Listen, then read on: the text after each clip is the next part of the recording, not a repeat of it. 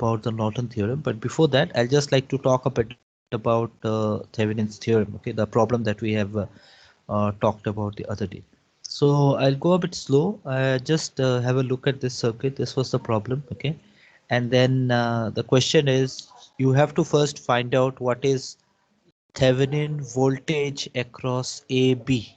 Okay, Thevenin voltage across AB. That's one of the aim.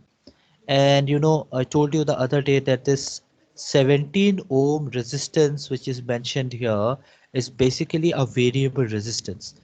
So what happens is this might be 17, 20, depending on what kind of resistor you are using, you can have a variable signal there. Okay. So apart from this 17, everything else can be reduced to an equivalent form. So by equivalent form means a single voltage source and a single resistance. That is what exactly we are doing. Okay. So if you just consider this circuit, which is slightly different from the first example that we have done. In the first example, what we did was we actually just took a voltage source. There was no current source. But now we are also going to consider a current source, which is this 1.5 ampere. Okay. So what we do is we first find out what is the Thevenin voltage across the 17 ohm resistor. Okay. So for that we are going to remove this 17 ohm resistor first. Okay. That's the first step. And we find out RTH. That means the equivalent resistance we are going to calculate. So, you know, the last time I told you that how do you find out exactly the equivalent resistance? When you have a current source, you open source that. So basically you will remove this and you won't connect the two ends. But when you are having a voltage source, you basically do the short circuiting. Okay. So here you're going to do that. So let's just start. Okay. Let's just do it. Okay. So first step is actually to remove this resistance, the load resistance across which we are going to find out the Thevenin voltage. Okay. So we remove this. Okay. And then we can actually find out the voltage. Okay. So voltage across AB, which is actually nothing but called as the Thevenin voltage. So, you know, this part actually has got a resistance and also got a current source. So that means this particular loop is going to generate a voltage. Okay. And what is that voltage? Voltage is nothing but V is equal to IR. So you can just take 1.5 into 10. So it will be 1.5 into 10. So this is the voltage generated here. Okay. And now if I can find out what is the voltage generated here, I can actually have them in series and just add them up. Okay. So you have got one part of the voltage, which is 1.5 into 10. So which is 1.5 into 10. So this is one voltage plus the voltage that we get across this 20 ohm resistance. Okay. So as I told you the other day, whenever you are solving a problem in a circuit, you want to do it a bit fast, you have to know about the voltage divider rule and the current divider rule. Okay. So what I'd like to suggest you is please go through it. Okay. Probably I'll explain it to you in the next class or so. But then if you do it from your end, it will be much more easy. You'll be getting that confidence. Okay. So voltage divider rule and current divider rule is a faster way of finding out the voltage across a particular component, maybe a resistor, a capacitor, inductor, and so on. Okay. So if you use the voltage divider rule and you want to find out what is the voltage across this end, what you can do is you can take this voltage, multiply it with the resistance across which you want to measure, divided by the total resistance. So if you just consider this particular loop, you see this 5 ohm and 20 ohm are in series. So what you can do is you can take 20 plus 5. So it will be 20 into the resistance across which you want to measure, that is 20, divided by the total resistance 20 plus 5. So that's your voltage divider rule. So you have got one voltage from here, from this loop, one voltage from here, add them up, you get 31 volt. And this is your Thevenin voltage. Okay. So, you know, when you make your notes, it will take some time because you definitely need to draw the circuit, try to understand things and then basically do it. Okay. But then it's important. Okay. And whenever you're writing down these things in exam, it's better to mention here that by VDR, voltage divider rule. Okay. So if you're using a current source, it's a current divider rule and so on. So we have found out what is Thevenin voltage. What is our next aim? Our next aim is to find out the Thevenin resistance. So for finding out the Thevenin resistance, I will look into the system across AB. I'll look from this end. I'll look from this end, okay? And I will open circuit this infinite resistance and I will short circuit this. Okay, I'll just connect a wire here, short circuit. So this is the next part. So I'm going to find out the resistance. So you see, I have open circuited this part, okay? Whether I keep somewhere here doesn't matter. Anyway, there is not going to be any kind of current transformation. And on the other hand, this side it's just the voltage. So if you have just the voltage removed, you're just connecting the two ends, okay? And look to the circuit through this side, across which you are supposed to find out the Thevenin voltage and Thevenin resistance, okay? So if you look across this, you see this is the 10 ohm part. So we have got 10 ohm plus, you see here the current gets divided. A part goes along this side, a part goes along this side. If that happens, that means the resistances are in parallel. So if it's in parallel, that means 5 and 20 are in parallel. If you just take that 1 by 5 plus 1 by 20 is equal to 1 by R. So you can just do the maths and it's 5 into 20 divided by 5 plus 20. So the Thevenin resistance that you are getting here is 14 ohm. So what did I get? In the previous slide, I got my Thevenin voltage as 31 volt. And now we got our Thevenin resistance as 14 ohm. That means now I can draw my Thevenin's equivalent circuit, which should look like this.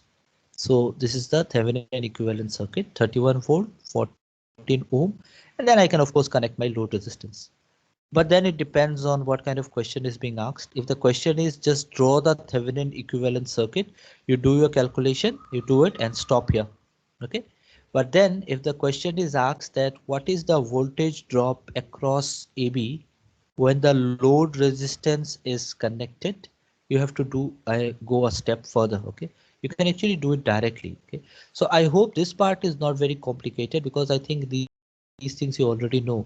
Whenever you are having a circuit and you want any current to flow through it, there should be a potential difference. So if this part is at 31 volt and this one is also at 31 volt, there is no potential difference. Okay, so there will be no flow of electrons, so no current, right? So if this is 20 and this is 31, then there is a difference of 11 volt. Okay, so what we do usually is, for understanding purpose, we are applying a voltage of 31 volts. Okay, and this end on this part anywhere you can just you can just connect it to the earth and you know the potential connected to the earth will be 0. So this is 0 volt and then this end will be maintained at 31 volt. Now we have a potential difference of 31 volt. So if it is 31 volt here also it is 31 volt. Okay, here also it is 0 volt. So across the bottom, since there are no components connected everywhere, it is 0 volt. So here it is 31 volt. After the current actually passes through this RTH, there will be a voltage drop, right? So the voltage across this and across on this end will be different. So what will be the voltage drop across this? This will be nothing but 31 volt minus IR. Okay. And what is my IR here? R is nothing but this value, RTH, 14 ohm, right? So that means if I want to find out the voltage drop across this end, I have to find out what is the current in the circuit. And that is very simple because it's simple loop. 14 ohm and 70 ohm are connected in series. So I can simply write down I is equal to V by R. V is 31 volt and R is 14 plus 17. 14 plus 17. So the current is only 1 ampere in the circuit, right? Now I can find out what is 31 minus I into R. What is I? 1 ampere. Okay, and what is R? 14. So it is 31 minus 40. So that is 70. So that is why the voltage across AB is 17 volt, right? You need to understand this because the potential difference across this particular point is nothing but the voltage across this 17 ohm resistance. Okay, so you see this is a different value altogether. Okay, so you have to understand this. If this is 31 volt and if this resistance is not in series, this is connected here. Suppose this resistance is connected here. Okay, then you can say that this is 31 volt across this is also 31 volt across this also it will be 31 volt. But this is not connected in series, right? This is connected in sorry, not parallel. It is connected in series. So that means you have to find out what is the voltage drop. Okay. So please revise these things because these things are expected that you already know. Okay, but then depends on who has taught you. Sometimes we get a bit confused. Okay, so just keep these things in mind. Okay, we'll just go back to Norton theorem now, the main topic for the day. And see, what happened in the Thevenin theorem was we actually are talking about a voltage source, okay, equivalent voltage source. In Norton theorem, we are just going to talk about the equivalent current source. So here also we are going to find out the resistance, okay, a very important similarity between Norton theorem and the Thevenin theorem is the resistance, okay. So whatever resistance you are going to get in Norton theorem, okay, it's the same as you got in your Thevenin theorem. So you can actually use the same logic and find out the same result, okay. So it's possible. So don't need to concentrate much on this resistance part then. But for current source, the technique is a bit indirect that we need to do. Okay? So if you just read the statement, we have got any kind of two terminal network, okay, and it will basically be composed of the passive and the active circuit. See, the statements are important. You have to write down the statement this way. That's very important, okay. And it can be replaced by an equivalent current source and a parallel resistance. Okay, so that's very important. And current source, as I told you, is measured in the short circuit placed across the terminal pair, okay. And we have the parallel resistance is basically nothing but the equivalent resistance looking into the terminal pair. That means if you are finding or removing the load resistance across the terminal AB, you have to look into the system for finding out the equivalent resistance across the terminal AB, same as Thevenin theorem, okay. And we of course remove all the power sources. So even if you consider a voltage source or a current source, these all are basically considered as the power sources. So we basically do that, and same as before, we have it here, okay. And we have a black box where we have the components. Please remember, we are just doing with the resistance part, but it's not mandatory that you will have only resistance. Thevenin theorem, Norton theorem is also applicable to a circuit which has got some other components. Okay, so if you studied about impedance and all, you know that capacitance and inductance are there. But apart from that, there are also certain other circuit elements which might be present. Okay, so even if there is a diode, we can still apply Thevenin theorem or Norton theorem. So it's a black box, means it has got all the electrical components within it. It will have a voltage source, current source, and so on. Okay. So the final result that we get in Norton's theorem is we are actually going to get a current source INO, that's I Norton, and then we have got an equivalent resistance R Norton. Okay, so please revise this also, very important. Okay, and this I think you'll find it in the first one or two chapter of VK Mehta book that I suggested you. Okay, so you can just check that, and then you can see there are a number of examples.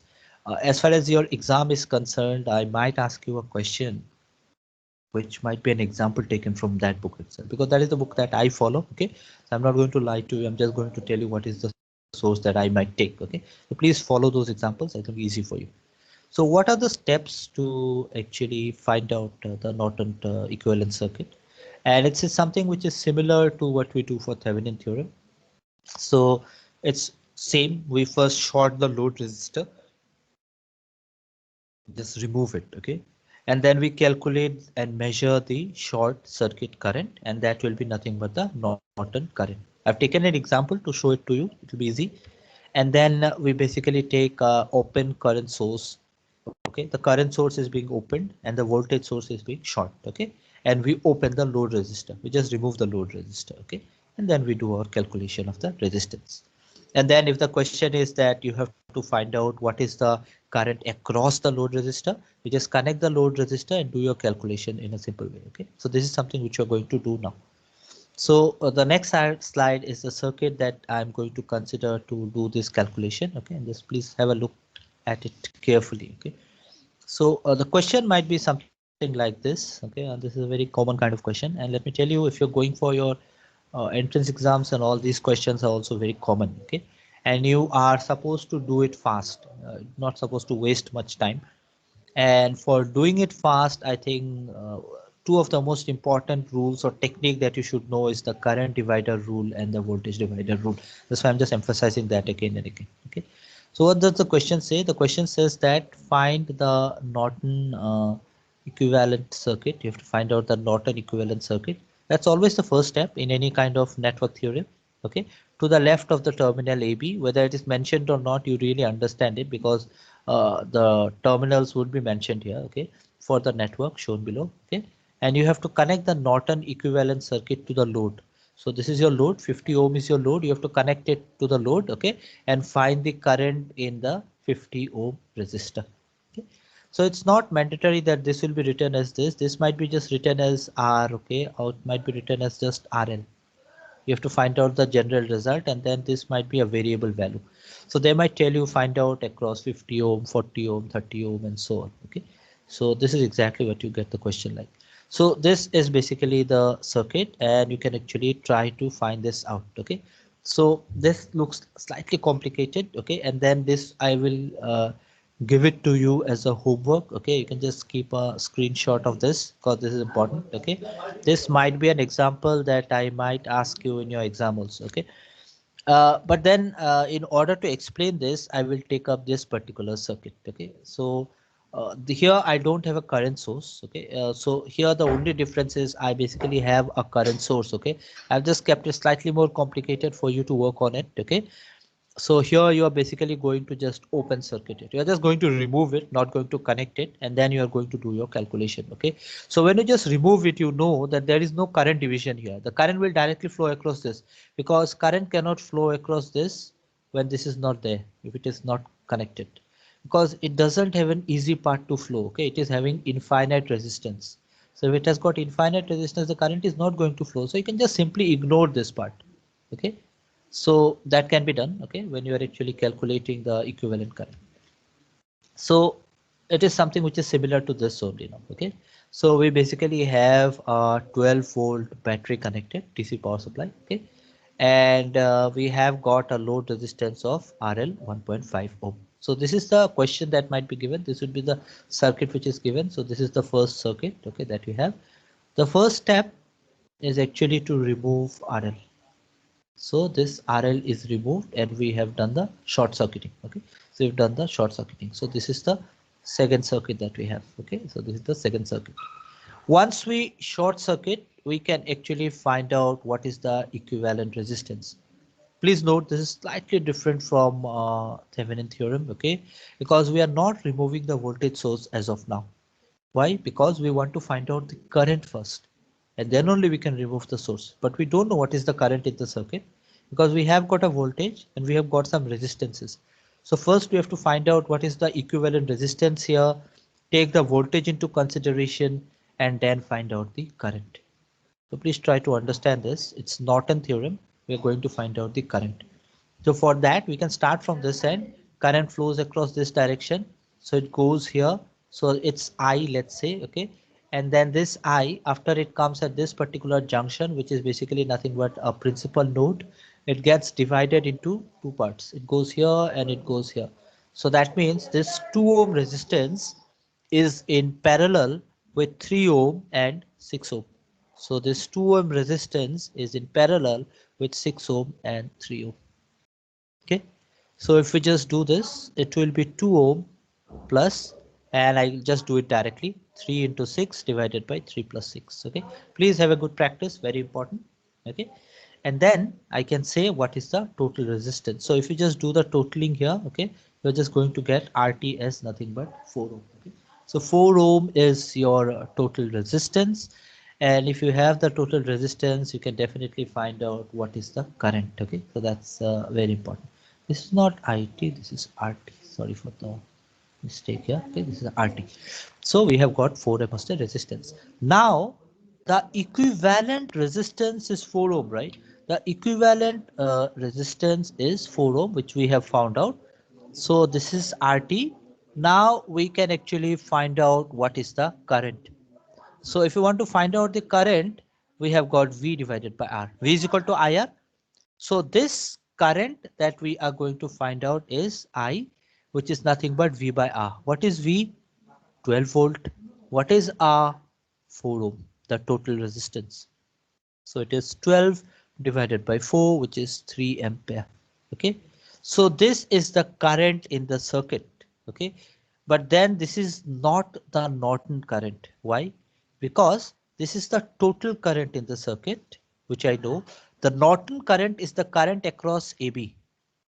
That cannot be the same because the current gets divided here. Okay, so that cannot be the same. So you have to find out what is the Norton current, or we also call it as the short circuit current, ISC. Okay, so if you want to find out the Norton current, what I do is this. I find out the total current in the circuit in a simple way. We are not going to use any theorems here. Find out the equivalent resistance, take the voltage, take I is equal to V by T, and then find out what is the current. And then I use the current divider rule. Okay, so if you use the current divider rule, up to this particular point the current is 3 amperes. Okay, because that's the current that is flowing here. So this is 3 amperes here. Okay, so the current here is 3 ampere, and then it gets divided. So I have to find out what is the current across 6 ohm. Okay, so if I want to find out the current across 6 ohm, okay, because that's AB, right? Across AB we are finding it out. So we can just use the current divider rule, and current divider rule says that you can just take 3 amperes here, and then you take the 6 ampere here divided by the total resistance in this loop. Okay, please remember the current divider rule can basically be used with only two resistances, not beyond that. Oh, that is very important to remember. Okay, so can we just do it without using the current divider rule? The answer is yes, we can do it. Okay, we can just find out what is the current across 6 ohm. Okay, using the method that using Ohm's law, but then that might take a lot of time. So please remember this current divider rule. It will be 6 ohm, the resistance that is connected parallel to the terminal across which you are finding out the current, divided by the total resistance. So that means it is 6 divided by 3 plus 6. Okay, that's 9. So 6 by 9 into 3. So 3 gets cancelled here. Okay, so it's nothing but 6 by 3. So that's 2 ampere. So we are using current divider rule. Do we need to use current divider rule all the time? The answer is no. You can do it manually, but then it's going to take more time. Okay, so practice it to be more confident with it. Okay, so what you have now is the Norton current. So you see, Thevenin theorem, it's faster, but then Norton theorem takes some time because you have to find out the equivalent current. That's very important. Okay, so we have found out the current, which is 2 ampere. What's our next aim? The next aim is to find out the resistance. Okay, so for finding out the resistance, the logic is the same as Thevenin theorem. You have got the voltage source. You are just going to short circuit it. So you're just going to remove this source, and you're going to short circuit it. So you're just going to short circuit it. Okay, and then you're going to remove the load. So there should be nothing here. You're removing the load. Okay, and then you are going to look into the circuit in this direction. Not like the previous case or the previous circuit where we actually found out the equivalent resistance. That time the voltage source was connected. So I'm taking it from the voltage and seeing it this, and then I'm seeing the division. But now, as a rule, we are looking into the circuit from AB. So if you look into the circuit from AB and imagine a current flowing through it, we know that this 3 ohm is connected in parallel, in series with the parallel combination of 2 and 6. Why parallel? Because if we imagine there is a current, it's going to get divided along this direction and along this direction. So it will be 3 ohm plus 6 ohm parallel to 2 ohm. And just do your calculations, and you should be getting as 1.5 ohm. So it is 3 ohm plus 1.5 ohm. Okay, so that's the total resistance, or we also call it as the Norton resistance, and that's 4.5 ohm. Okay, so once we have the Norton voltage current, sorry, 2 ampere, and we have got the Norton resistance, we can draw the circuit something like this, and that is usually called the Norton equivalent circuit. Okay, so you see you have got this 2 ampere, and this is 4.5 ampere. Okay, so this is basically the Norton equivalent circuit. So the question will ask you draw the Norton equivalent circuit, and then for that you'll be getting some marks, and then if you have to find out the current across a load, then that will be a separate question. Some separate marks will be given for that. Okay, so now what we can do is we can connect the load. So if you remember the original circuit, I'm not modifying anything here. In the original circuit, RL is nothing but the resistance that we have. Okay, so if we have that, we can just connect it across AB. So this RL is equal to 1.5 ohm, right? So once we connect it, and if you want to find out what is the current across RL, we can easily do it. And now again, we can actually use the current divider rule. Now I think it's easy for you, already know about it now. See, current divider rule, you have to remember two logic. First is it's for two resistances connected in parallel, not in series. And second is there should be only two resistances. The voltage divider rule, the voltage sources should be connected in series, not in parallel. Okay. So you have the current sources connected in series, the resistance is connected in series. I can use the current divider rule. So even without looking into the calculation, I can tell you, want to find out what is the current across AB. What you can do is you can take the current in the circuit, which is 2 ampere from the current source, multiply it with the resistance connected parallel to the load. So multiply it with 4.5 and divide it by the total resistance. So that means 4.5 plus 1.5. So IN into RN divided by RN plus RL. Okay. So we are using the current divider rule here. So it is 2 ampere into 4.5 ampere divided by 4.5 plus 1.5. So IL is 1.5 ampere. If you just do the calculation here, you should get the current across the load. L stands for load, right? The current across the load is 1.5 ampere. Okay. Then you can easily find out what is the voltage because you know the current. So it is nothing but IL into RL. So it will be 1.5 into 1.5, which is 2.25 volt. That's the voltage across the load. Okay, so if the voltage across the load is 2.25 volt, the voltage across this is also 2.25 volt. Okay, so a very important thing that we actually learned from a series and a parallel connection is that when the connection is in series, the current remains the same, the voltage changes across the load or across the resistances. When it is in parallel, the voltage remains the same, the current will be different across the resistances. Okay, so that fundamental aspect doesn't go away, it will remain forever whenever you are doing any kind of analysis for an electrical circuit. So that's very important. Okay, so voltage we know, current we know, equivalent circuit we know, and that's what we do with Norton circuit. Okay, so as I told you the other day, what is the importance of Norton's theorem and Thevenin theorem? Okay, you can have a variable load, but the other component will more or less remain constant. So you don't have to do that complicated calculation of considering all the resistances, finding out the equivalent resistance and then doing it. You can just have this equivalent circuit. Now this might be 1.5, 2.5, 4.5, doesn't matter. Okay, you can just do the calculation in this way and you can find out what is your voltage and current. Okay, that's very important. So I'd like to just point towards very important things, okay, regarding these two theorems. Okay, so we have got other theorems, but then we are concentrating only on these two because these are very widely used. Okay, so you know both this Norton theorem and Thevenin theorem can be applied to both AC and DC circuits. So you have to remember this.